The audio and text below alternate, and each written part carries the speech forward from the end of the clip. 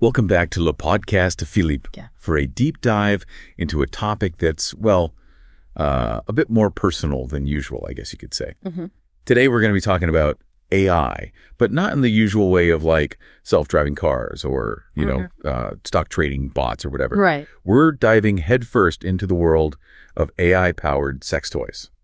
Okay. So if you're not familiar with this, kind of niche area within AI, you're definitely not alone. Yeah. We're going to be exploring how AI is being integrated into these very intimate devices, talking about the benefits they offer, especially when it comes to long-distance relationships. Oh, interesting. And also, and this is crucial, diving into the significant privacy risks and data security concerns that you really need to understand if you're considering using these technologies, or if you even just want to be informed about this rapidly evolving field. Absolutely. So we've done our homework. We've scoured a bunch of articles, research papers, and tech forums to put together a concise overview of this.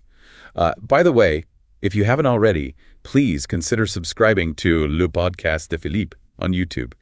We're really trying to hit that 1,000 subscriber mark, and your support would be hugely appreciated. Okay, so jumping right in, I think the first thing that people are probably wondering about is how does AI actually personalize these experiences? I mean, it can't just be a few pre-programmed settings. No, it's way more advanced than that. It's actually kind of mind-blowing how it works. From what I've gathered, the AI starts by gathering data about you and your preferences. It looks at things like your online activity, especially anything related to sexual wellness. Like browsing history, things like that. Exactly, yeah. It also analyzes your purchase history in that area, and even takes into account any feedback you might have provided through apps or surveys. Wow, so it's really compiling a digital profile based on your, inclinations, I guess. Yeah, and it gets even more, I guess you could say, invasive. Okay. Some of these advanced devices and related technologies use sensors to actually directly monitor your body's responses during use. Like biofeedback. Yeah, kind of. So it's gathering this real-time data and feeding it into these complex algorithms. Algorithms in the bedroom, huh? I mean, that's a thought. It is, right. Yeah. So what these algorithms do is they analyze all that data. They look for patterns, trends, basically how you react in different situations. I see. So based on what it learns from those past experiences, it can then fine-tune the device's features. Exactly. So say, for example, you're using a vibrator, right? Okay. The AI could adjust the vibration patterns, the intensity, even the sequence of sensations, all without you having to do anything manually. It learns what you like and then adjusts accordingly. Pretty wild. It is, right. And it's not just about repeating what worked in the past. The AI can also take into account what's happening in the present moment. Oh, really? What do you mean by that? So there's this thing called contextual analysis. Basically, the AI can actually adjust its recommendations and the device's behavior based on your current situation. I mean, that's incredible. How could it even know that? Well, it might consider whether you're using the device alone or connecting remotely with a partner. It could even factor in things like your self-reported mood or any specific needs you might have at that particular time. So it's really, really personalized. It is. And get this, I was reading about how some devices even have natural language processing capabilities, or NLP as they call it. NLP, huh? What is that? Basically, it means the device can understand your spoken or written commands. So you could literally be like, hey, I want this kind of sensation, and it would make the necessary adjustments. It sounds like it can almost read your mind, like it can anticipate what you want next. It actually can, to a certain extent. Really? It uses something called predictive analysis, which basically examines all that historical data, your usage patterns and everything, and starts to anticipate your future preferences. Wow. Could you give me a concrete example of how that would work? Sure. So imagine you're using a connected vibrator. Yeah. Right?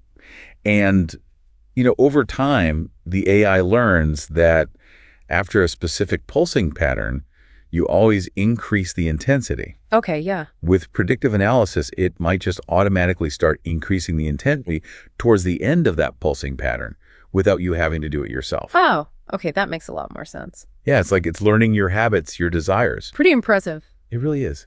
Okay, so now let's shift gears a bit and talk about how this technology is being used in long-distance relationships. Yeah, I'm curious about that.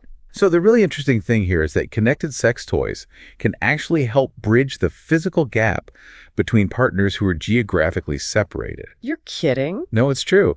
Companies like Lovins and WeVibe, They've been pioneers in this. They've created these devices that you can control remotely through apps, allowing you to essentially feel your partner's touch and intentions no matter how many miles apart you are. That's revolutionary, really. It is, right. And it's not just about the physical sensation. It's about maintaining that intimate connection. Right, because in a long-distance relationship, you're missing that key aspect. Exactly.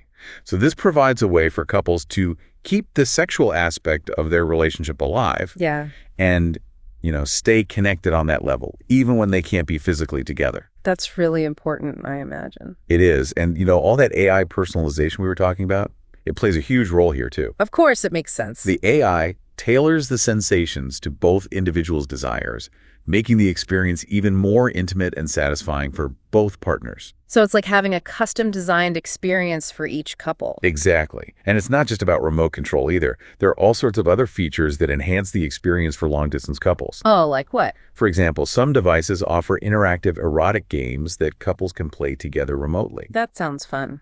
Yeah. And there's also the ability to synchronize the device's vibrations with music or videos, adding a whole other sensory dimension to the experience. Oh, wow. That's getting pretty high-tech. It is.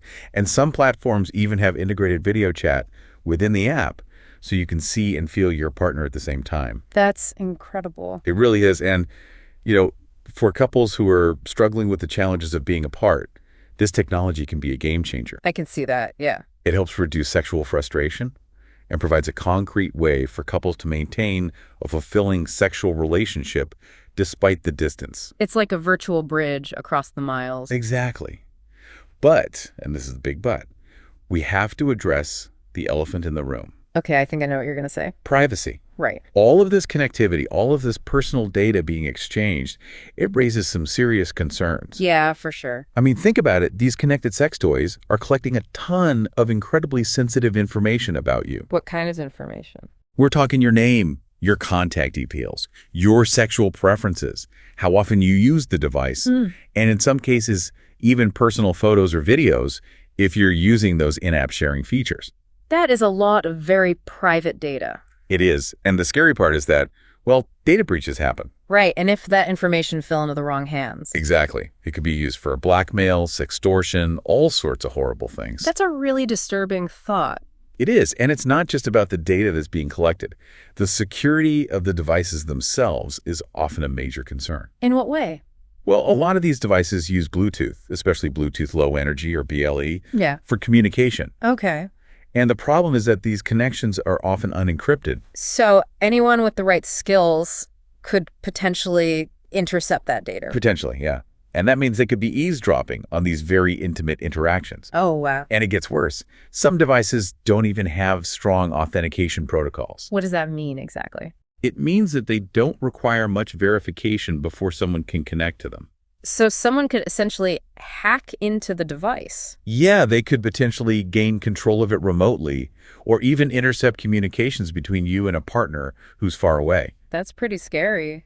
It is. And, it's not just the devices themselves.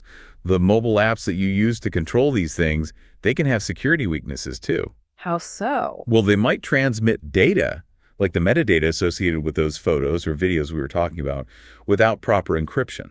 So even if you're not actively using the device, your information could still be at risk. Yeah, and we've even seen cases where manufacturers store user data in databases that are poorly secured. And those databases can be breached, right?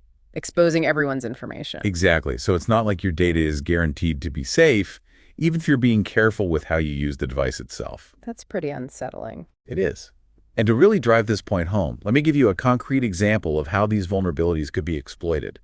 Imagine a hacker finds a flaw in the software of a particular brand of connected sex toy. Okay.